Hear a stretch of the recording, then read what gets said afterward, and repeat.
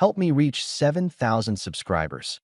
Please like the video and share your thoughts in the comments. Your feedback helps make the content better. Ray's backyard was full of warm light and loud music when Tessa decided she didn't have a husband. She moved through the crowd like she was auditioning for freedom, laughing too close, hair flips, a hand on a stranger's shoulder a beat too long. I stood by the grill with Ray, tongs in his hand, when she hooked a finger in some guy's chain and leaned into his ear. Ray glanced at me. "You want to shut that down?" "I'm not her chaperone," I told him, eyes on my wife. Tessa caught my look, smirked like she'd just won a prize, and turned her back to me. The guy's friends watched to see what I'd do. Good audience. I set my beer on the rail, walked across the deck, and stopped 2 feet from her. "We're done here." She pivoted, bright smile. "Relax, Grant. It's Ray's birthday." "Exactly. And I won't let you use it as a stage." I raised my voice enough to cut the music. This was the last line. "I'm leaving." "That's dramatic," she tossed back. "Then remember the scene." I looked at Ray. "Thanks for the invite. I'll call you tomorrow." I turned, walked out the side gate, and drove home. No yelling. No debate. Just the line. If I'd known where it was headed, I'd have left 10 minutes earlier and saved myself the hope. She arrived 15 minutes after me. The front door clicked. Then her heels crossed the hardwood. I was at the sink, rinsing smoke off my hands. "Okay," she breathed, setting her clutch down. I pushed. "I know." "You performed," I corrected. "Different sport." I got carried away. I wanted to feel noticed. It was stupid. Her voice softened. "I'm sorry, Grant. I won't do that again." "Tell me you mean that tomorrow morning," I replied. "Tonight you want to put out a fire. Tomorrow we'll talk about the matches." She nodded quickly, like she'd take any condition. Tomorrow. I slept on my side of the bed and listened to the ceiling fan. Apologies at midnight are cheap. We'd see the interest rate at breakfast. In the morning, I made eggs.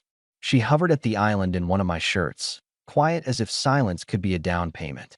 "I heard you," I began. "So here's how it's going to work for a while." Her eyebrows lifted. "Rules. Structure," I said. "We take a pause on couples nights. You handle your social calendar. I handle mine. No shows where I'm a prop. If you go out, courtesy text by 10. Not permission, information. And we separate discretionary spending. Joint account covers the house and basics. Your extras aren't my tab, mine aren't yours."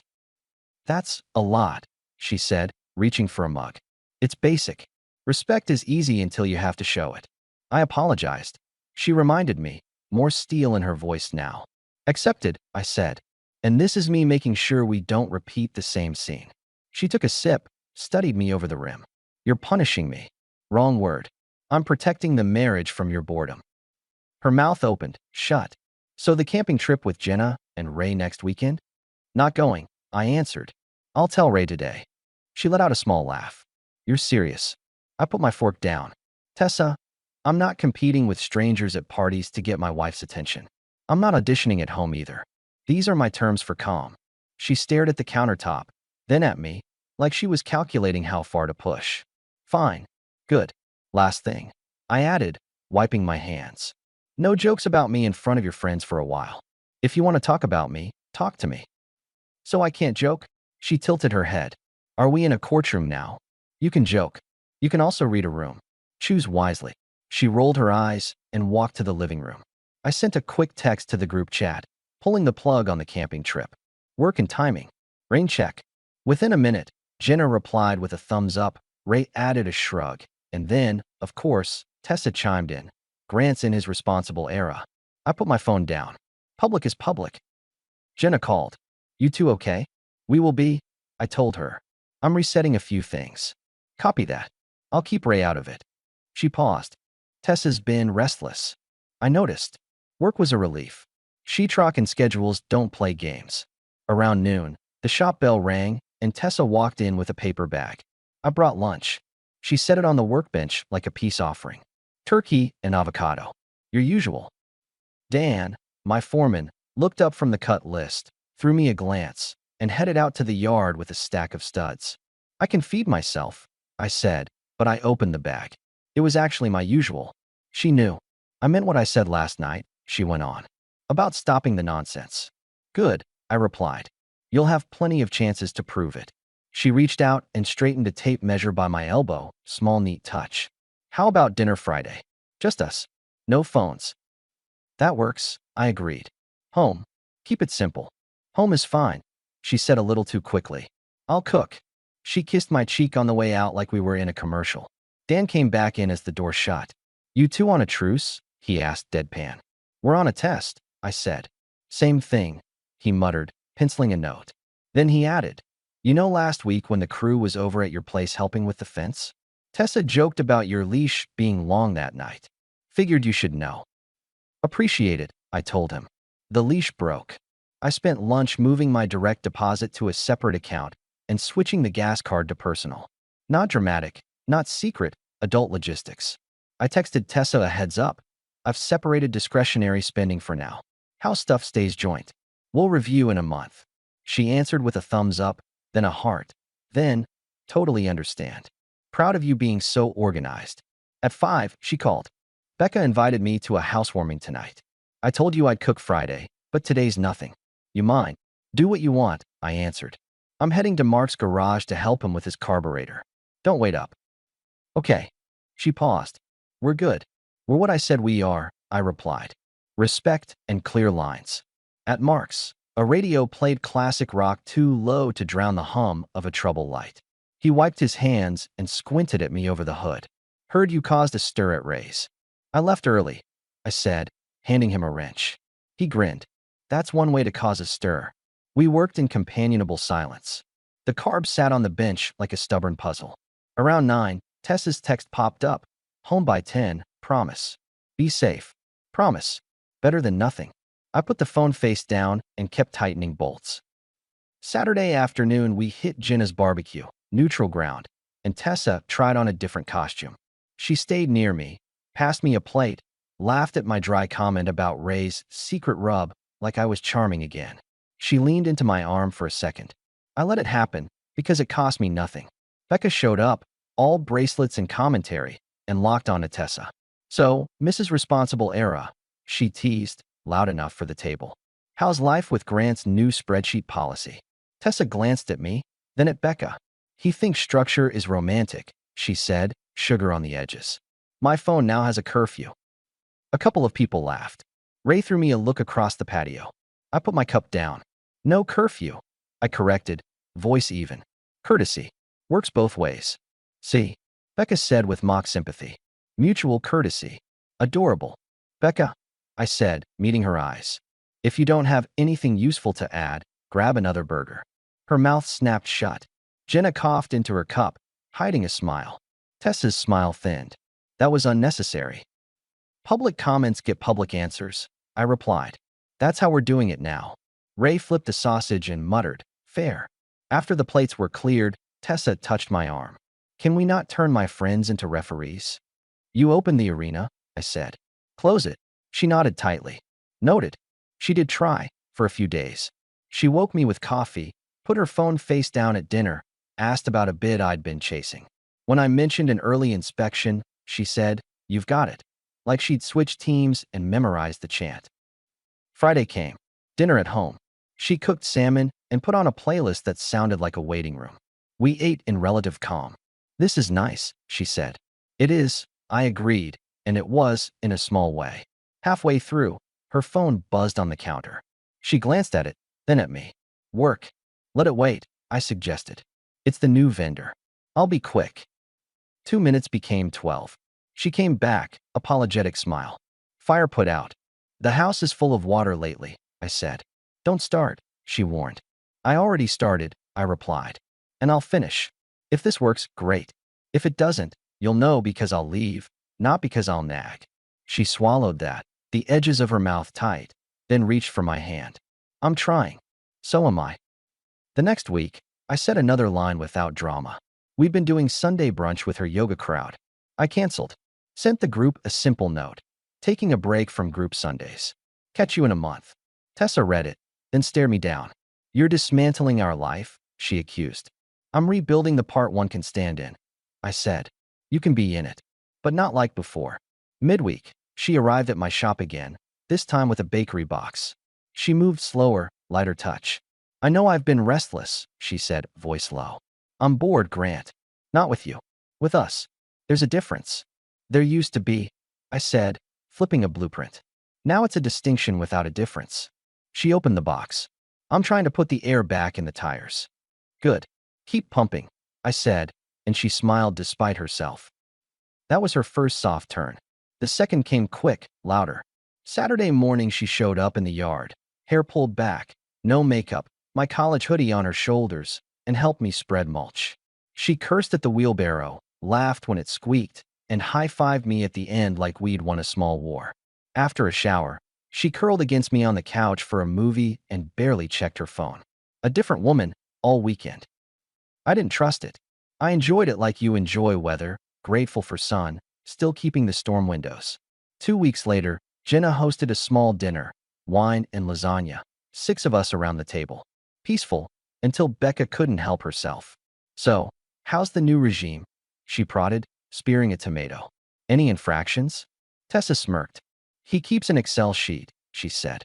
Dates, times, violations. Cute, I said, not smiling. Keep going. Ray leaned back. Maybe shelve the bits, Tess. She waved him off. We're fine. Right, Grant? We're on probation, I said. Different word. God, she laughed. You're exhausting. My point, I answered. Silence hit the table. It sat there until Jenna changed the subject to her garden. Later, in the kitchen, Tessa cornered me by the sink. You embarrassed me. You wrote the script, I answered. I read my line. She stared. You really are changing. Finally, I said. That night at home, she tried charm again, softer this time. She climbed into my lap on the patio chair and kissed my neck, off and on, like a metronome. I like you when you're stern, she whispered. I like you when you're kind, I answered, standing and setting her gently on her feet. We both have preferences. She rolled her eyes, but she didn't push. For a week, things held. Then came the Tuesday that broke the last support beam. I was on a late job, finishing an inspection and a walkthrough that went long because the homeowner liked telling stories about his fishing trophies. I texted Tessa at 9:30, running late. Probably home a little after 10. No response. Okay. I drove home through quiet streets and pulled into the driveway at 10:45. Kitchen light off. Living room dark. Bedroom empty. I set my keys in the bowl, checked the back door out of instinct, and finally texted. Where are you? Her answer came fast. I'm not your property. I'll be late. Don't call. I stood there with the phone in my hand, and something very simple clicked. Not a shout. Not a wound. A switch. I typed. I'm not your husband from this moment. Don't come back. Then I put the phone on the counter like it was a tool I didn't need for the rest of the job, and went to the closet. I pulled her suitcases down, blue one, gray one, and started packing. Not angry. Not tossing. Neat stacks. Work clothes, weekend clothes, shoes in bags, bathroom drawer into a toiletry case. I gathered her chargers, her makeup bag, her library book. I unplugged her vanity mirror and coiled the cord. I took the spare key off the hook and set it on the table. I called Todd, the neighbor who does locksmithing on the side. He answered on the second ring. You okay, man? I need a cylinder change tonight, I said. Front and back. I'll pay double. I'll bring the kit, he replied. Give me 20. He arrived in 15, quiet as a cat. I held the flashlight while he swapped the hardware. He didn't ask questions, just handed me the new keys when we were done and took the old ones in a zip bag. You want me to stick around? He asked. I'm fine, I told him. Thanks. Call if you need me, he said, and headed out. I set the 2 suitcases by the door and sat at the kitchen table. 11:29. Heard it on Find My. A courtesy we'd both agreed to years ago. Sat at some address I didn't recognize. I didn't stare at it. My decisions don't need a GPS. Headlights swung across the wall just after midnight. The front handle rattled. Pause. Rattle again. Then the door pounded. 3 short hits. Grant. Her voice through wood. My key isn't working. I opened the door with the chain on. She had her purse in one hand and indignation in the other. What did you do? She snapped. I closed the door, slipped the chain, and opened it fully. Your suitcases. She looked down, then up, then down again. What is this? I'm finishing the conversation you started, I said, steady. I held out my ring. And this. Her face went through 3 expressions I didn't have time to catalog. This is insane. We had a fight. No, I corrected. We had a test. You sent the answer. I read it. She glanced past me into the kitchen. We can talk. We won't, I replied. You wrote it yourself. I'm not your property. Right. And I don't keep what isn't mine. These are your things. Go to your parents, your lovers, your crowd, whoever you want. But you don't live here from this moment. You can't do this, she fired back. You mistake me for a man asking permission. She put a foot over the threshold, testing. I slid the suitcases toward her with my foot. Don't. It wasn't a threat. It was a boundary. She stopped. You're making a huge mistake. Maybe, I said, but I don't make the same one twice. Grant, listen to me. I've been listening for months. Now I'm done. Pick up your bags. Her eyes filled. She reached for the ring in my hand. I put it in hers. Where am I supposed to go? She asked softer. It's midnight. Your family, I said. Or a friend. You've rehearsed this night for a while. You just didn't expect me to say my line. She tried one last angle. You'll regret this in the morning. In the morning, I said, I'll be filing the paperwork. She held my eyes like she could pull something from them. Finding nothing, she took the handles, turned, and walked down the steps. The wheels thumped twice on the concrete. I closed the door, turned the deadbolt, and laid my new keys on the table. I slept. Not well, not badly. Just horizontal with a clear decision in the room. At 8 sharp, I showered, shaved, put on a clean shirt, and drove to the clerk's office. Paperwork is dull until it saves your life. I filled in every line. On the way back, I stopped for coffee and texted Tessa a single note from a new email I'd created for this purpose. Your remaining items are boxed. Availability for pickup Saturday, 10 to 12, or Sunday 2 to 4. Reply here only. The phone rang 5 times before noon, her number flashing. I let it go. She left 4 messages I didn't listen to. Jenna texted, Are you home? What happened? Call me. I answered her with, I'm okay. I made a decision. I'll explain later. At work, Dan watched me measure out a run of cabinets. You look 10 pounds lighter, he observed. I'm 10 pounds clearer, I corrected. Whatever you did, he said, you did it clean. That was the goal. Tessa sent an email at 2. We shouldn't throw away years over one night. I'm sorry for that text.